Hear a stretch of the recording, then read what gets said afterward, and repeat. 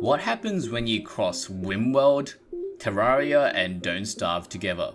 Well, you get a sci-fi survival sandbox RPG game. Okay, that's a bit of a mouthful, but let's take a look at this game.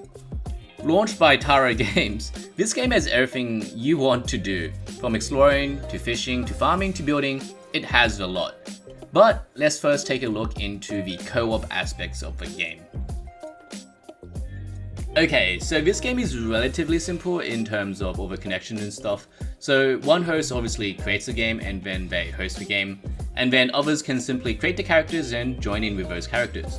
Once done, you can save and exit as a person joining in the host's game. So for example, if you need to go for dinner, your host does not need to close the game or save it. For example, you can just hop off and you can save your character, as long as the host just saves the world at the end of the gaming session. So in terms of connectivity and all that stuff, no problems here. I honestly thought it was very simple, very standard. And you know, as someone looking to play co-op games, you want to know that this is like A-okay, and in my opinion, it's A-okay. So for my co-op gameplay level, there are definitely a lot of interactions available from that scale. So for example, you can give buffs from your skills that are defense oriented or even attack oriented to your teammates as well as yourself, as well as passive genes, where just their way of saying skills from skill trees. And you can also obviously do the building and farming, all that stuff together as well. Also, from another co-op point of view, you can, like, for example, see your friends on a map, which actually at one point of the game, they didn't even have a map, so they did listen to the people and implemented those features. But like all co-op games, there are things missing in my opinion. Like, for example, a great quality of life feature that Terraria has is being able to teleport to your friends quite easily, to be honest, whilst it is a bit of a struggle in Keplerth.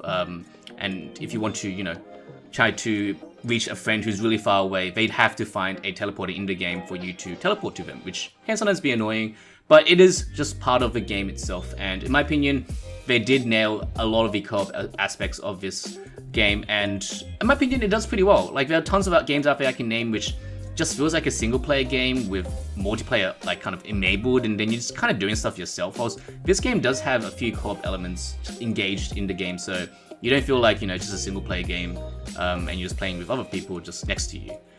That being said, there are a lot of bugs in this game still, in my opinion. And I think it's not game changing, the ones that we found. Obviously you can see here, there's a bit of Chinese here. But I think overall, the game is quite developed from a co-op level. So let's talk about the actual gameplay itself now. In my opinion, one of the best features of Don't Starve, Starbound, or even Stardew Valley is the exploration part. Yes, Stardew Valley really focuses on kind of the farming aspect, as you would expect. I really enjoyed the exploration part of the game, and I think Keplerth really goes well. Like, they did really well on exploration. So in the game, you have the above ground, and then you go underground, which are different levels, which have different, you know, creatures and different bosses in those levels, which I think is awesome. I think personally the RPG elements is great. I love the gene editing part of the game, which is really unique.